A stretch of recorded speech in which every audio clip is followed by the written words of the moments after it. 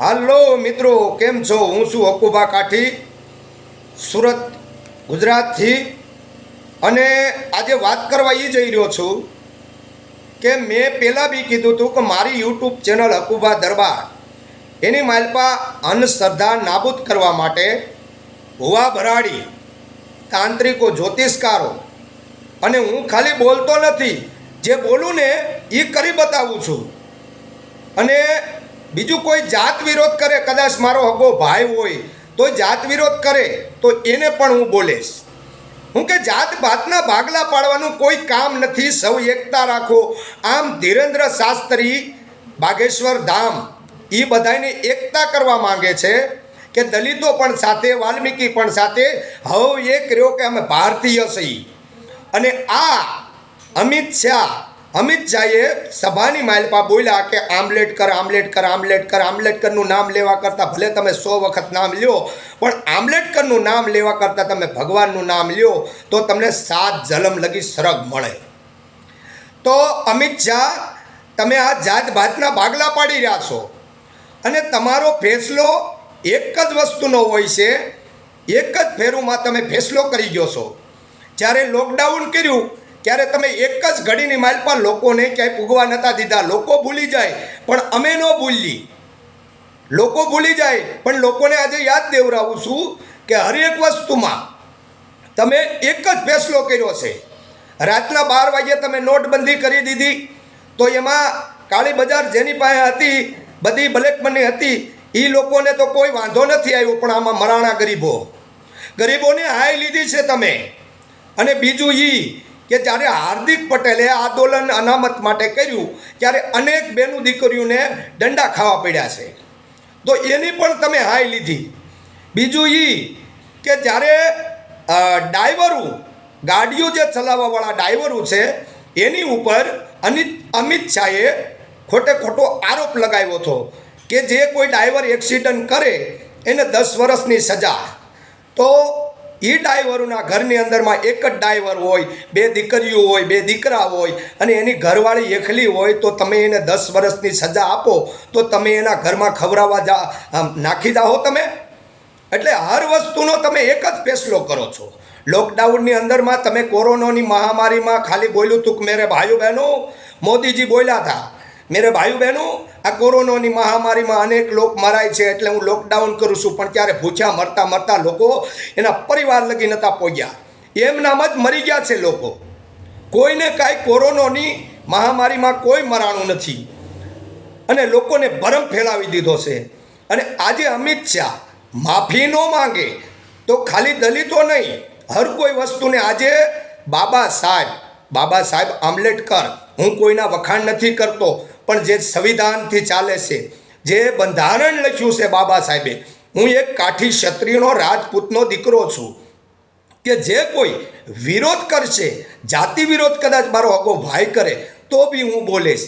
પણ જે અમિત શાહે કીધું છે કે તમે ભગવાનનું નામ લ્યો તો તમારે 7 જન્મ લગી સ્વર્ગ મળે, તો ભગવાનનું નામ બધાય લેતા હોય પણ તમે વિરોધ કરાવી અને આજે ભારતની અંદરમાં આંદોલન થાય છે તો કયકના ધંધા ભાંગી જાય છે, દુકાનો બંધ થાય છે, એના ઘરની માલપા એક ટાઈમનું જેને ખાવાનું હોય એ લારીઓ લઈને બેઠા હોય, એ બચારા ગરીબોને આંખની માલપાથી આહુડા પડશે કે આજે મોદી સાહેબની હિસાબે અને અમિત શાહની હિસાબે અમારે ઘરમાં બેહવાનો વારો આવ્યો છે. તમે જઈ હોય તે તમારો એક જ ફેસલો રાખો છો કે આંદોલન, આ વસ્તુ. જ્યારે હાર્દિક પટેલે આંદોલન અનામત માટે કર્યું ત્યારે પટેલની બેનું દીકરીઓને અનેકને દંડા ખાવા પડ્યા છે. અને અનેક વસ્તુ એક જ તમે ફેસલો લઈને બેસી જાઓ છો. એટલે મારું એ કહેવાનું છે કે સૌ સાથી મિત્રો એક સાથે મળી અને આમાં દલિતોનો પણ સાથ દેવાની જરૂર છે. જ્યારે પરસોત્તમ રૂપાલાએ અમારી બેનું દીકરીઓનું જ્યારે અપમાન કર્યું હતું ત્યારે રાજપૂતની બેનું દીકરીઓ રોડ ઉપર, જેના કોઈ દી મોઢા કોઈ ન જોવે, આજે બેનું દીકરીઓ રોડ પર આવી ગયું હતું. અને ત્યારે એણે ભલે માફી માંગી લીધી પણ તારી હિસાબે રોડ પર આવી ગયું હતું. અને પરસોત્તમ રૂપાલા ભલે જીતી ગયા, એનો કોઈ વાંધો નથી. અને પણ એ જે શબ્દો કાઢ્યા, તો તમે સભાઓમાં આવું જ બોલો છો, તમને સભાઓમાં આવું જ રીતે તમને બોલવાનું, તમે તમારી અંદરમાં ઝેર કેમ રડાય છે, તમારી આંખોમાં જાતિ વિવાદના ઝેર કેમ છે? અને વાલ્મીકી કયો, દલિત કયો, દેવી પૂજક કયો, એ જ્યારે તમે જન્મ છો, તમે જ્યારે માની કોકની અંદરમાંથી તમારો જન્મ છો, જે માએ તમને જન્મ દીધો એ જ માએ તમને ઝેર રેડ્યા છે. એટલે આવા તમે જાતિ વિવાદના ભાગલા પાડવા હાટુથી આજે ગરીબો કેટલા હેરાન થાય છે. દુકાનો બંધ થઈ જવાની છે. આજે અનેકની દુકાનો બંધ થાય છે. અને ભૂવા ભરાડી કોઈ જાત હોતી નથી. હું આ બે વસ્તુ માટે જ મારી ચેનલ બનાવેલી છે. અને મને કોઈ જાતિ વિરોધ કરતા આવડતું નથી.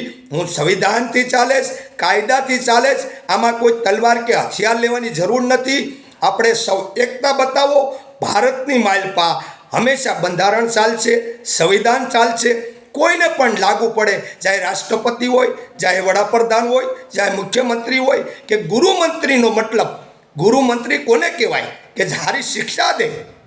ગૃહમંત્રી કોને કહેવાય કે સારી શિક્ષા દે અને સારો રસ્તો બતાવે. તો જે ગુરુ મંત્રી અમિત શાહ એણે એક જ વસ્તુનો ફેસલો કર્યો કે આ લોકોને લડાવવા ઝઘડાવવા છે. એટલે આમાં તમારું રાજકારણ નહીં ખેલો. રાજકારણ ખેલવામાં ગરીબોની હાય લાગી જાય છે તમને. અને તમારે આવું વસ્તુ બોલાતી જ નથી. જે વસ્તુથી બાબા સાહેબનું અપમાન તમે કર્યું છે એ જ બાબા સાહેબે તમને અહીંયા ખુરશી ઉપર બેહવાનો હક દીધો છે. આ બંધારણ લખવાથી આજે ભારતની અંદરમાં જે બેનો દીકરીઓ આજે સ્કૂલે ભણવા જાય છે, નાના છોકરા ભણવા જાય છે, આજે જે તમે વર્ધી પહેરીને પીએસઆઈ હોય, ડીએસપી હોય, આઈડી હોય, કોઈ બી હોય, એ વર્ધી પહેરીને આજે જે હાટા મારે છે અને એના ફેસિલિટીમાં જે ફરે છે અને એ વટથી કહે છે કે હું પોલીસ કમિશનર છું, હું પીએસઆઈ છું, હું કલેક્ટર છું. તો એની હિસાબે બાબા સાહેબની હિસાબે આજે એ મુદ્દા પર આવ્યા છે. એ જગ્યાએ તમે બેઠા છો અને તમારથી આવું અપમાન કરવાનું, ઘોર અપમાન કર્યું કહેવાય બાબા સાહેબનું. બાબા સાહેબનું અને તમે આ જાતિ વિરોધ કરો કહેવાય. ધીરેન્દ્ર શાસ્ત્રીએ બધી જાતને એક કરવા માંગે અને તમે અહીંયા દેશના ભાગલા પાડવા માંગો છો. લોકડાઉનની અંદરમાં અનેક વસ્તુ લોકોને ભૂખ્યા મરી ગયા ત્યારે માનવ સેવા કરી હતી. અને તમે આ વસ્તુ કરવાથી તમારો કોઈ ફાયદો થતો હોય તો કહેજો. અને તમે કહો છો કે રાહુલ ગાંધી અમારી વિરોધમાં છે, તો એ ભાઈ અમારે કાંઈ જોવાનું નથી. રાહુલ ગાંધી સાથ આપે કે કોઈ બી સાથ આપે તો આમાં બાબા સાહેબનું અપમાન કર્યું છે એટલે કદાચ કેજરીવાલ બી સાથ ભલે આપે, પણ અમે કોઈ રાજકારણ નથી ખેલતા. આમાં રાજકારણ ખેલવાની કોઈ વાત નથી. અને પછી જ્યારે પરસોત્તમ રૂપાલાએ જ્યારે એની માફી ન માંગી, 2 વખત માફી માંગી, પણ છતાંય તે આ રેલી કાઢવામાં શું કામ આવી કે અમુક રાજપૂતોમાં બી પૈસા લઈ અને છૂટી જવામાં આવ્યું. અને બેનું દીકરીઓને જે જ છું એ બેનું દીકરીઓના આજે અનેક વસ્તુના થઈ ગયું છે. અને રાજપૂતોની બેનું દીકરીઓને રોડ પર આવવાનું આવ્યું, પટેલની બેનું દીકરીઓને માર ખાવાનું આવ્યું. તો બેનું દીકરીઓની જે ઇજ્જત નથી કરતા અને દેશની માલપા જાત ભાતના ભાગલા પાડે છે, એના માટે આખુબા રાજપૂત કાઠી ક્ષત્રિયો, રાજપૂત કાઠી ક્ષત્રિયો હું એક જ ફેસલો માનીશ કે તમે માફી માંગો, નહીં તો આખા ભારતની માલપા આંદોલન એવું થાય છે કે તમે કોઈ રોકી નહીં શકો. આમાં હર કોઈને સંવિધાન લાગુ પડે છે અને આમાં જાત ભાતના ભાગલા નહીં પાડો. અને અમિત શાહ માફી માંગવો જોઈએ. નહીં માંગે તો ખાલી દલિત નહીં, આખા ભારતની માલપા હર કોઈ જાત રોડ ઉપર ઉતરશે. શું કામે કે તમારા લીધે અમુકના ધંધા જે શાકભાજી વેચતા હોય, જે અમુક વસ્તુ ધંધો કરતા હોય 5-25 રૂપિયાનો, એની હિસાબે તમારી લીધે એની હાઈ લાગશે તમને. તમે માફી માંગી લો, પ્રેમથી માંગી લો, નકર એવું આંદોલન થાય છે કે તમે આને જોઈ નહીં હગો અને કોઈ રોકી નહીં શકે અને રોકવાવાળાની કોઈમાં દમ નહીં રહે. હું કે એક દલિત નથી, દલિત એક નથી, દલિત એક ભારતીય છે, દલિત એક સંવિધાન છે, દલિત એક બંધારણ છે. હું કોઈના વખાણ કે કોઈની તારીફો નથી કરતો, પણ સૌને આજે ભણવા જાય છે ને એ આ બાબા સાહેબની હિસાબે જાય છે. તમે કાંક એનું લખેલું છે ને એ મિત્રો વાંચો અને પછી આને કહો અમિત શાહને કે ભાઈ તે ખોટું કર્યું છે. હું કોઈ રાજકારણ કે કોઈ ભાજપ કે કોઈ કોંગ્રેસ કે કોઈ આમ આદમી પાર્ટીનો નથી, પણ હું સત્યની લડાઈ લડું છું. જે કોઈ બાબા સાહેબનું અપમાન, બુદ્ધ ભગવાનનું અપમાન, ગૌતમ બુદ્ધ ક્ષત્રિય હતા અને ગૌતમ બુદ્ધે પોતાનું રાજમહેલ મેકી અને બધું જ મોહમાયા મેકીને લોકોને સારો રસ્તો બતાવ્યો છે, એટલે ભગવાનનો દરજ્જો એને આપ્યો છે. તો એવી રીતે હું એક ક્ષત્રિયનો દીકરો સત્યની લડાઈ લડેશ અને જ્યાં કોઈ આંદોલન થાય છે ત્યાં હું સાથે છું. અને હર કોઈ બધા રાજપૂતો પણ સાથે રહ્યો, પટેલો પણ રહ્યો અને કાઠી ક્ષત્રિયોના દીકરા પણ તમે બધા સાથે રહ્યો. હું કે કાળ યવન સામા જે આફડતા ન અચકાય એને ભેદું કવિ મેકરાણ ભણે, એ અમારો કાઠી ભડ કહેવાય. ઈ હામા ભડ આબડે ભાંગે કેતારા તણ, ઈ ત્રણ વેળા કશુક તણા અમારી સુરત રાગીએ શરમ. આ જેમ સૂર્યનારાયણ ઉગવાનું અને આથમવાનું નથી છોડતો, એમ હું મારી સત્યની લડાઈ હંમેશા લડેશ. અને ખાલી વિડીયો નથી બનાવતો, કોઈ બી કહેશે તો ત્યાં હું પોગેશ. અને આ ભૂવા ભાખંડીથી દૂર જો. અને મને કોઈ માતાજીનો કે કોઈ દેવી દેવતાનો વિરોધ નથી. જે હોય એ તમે હવની રીતે ભક્તિ કરો. એટલે સત્યની લડાઈ લડો, આ સંવિધાનથી લડો, બંધારણમાં જે લખ્યું છે એ વસ્તુથી લડો. તમારી ઉપર કોઈ આશ ન આવે સત્યની લડાઈમાં. તો જય ભારત, જય સંવિધાન.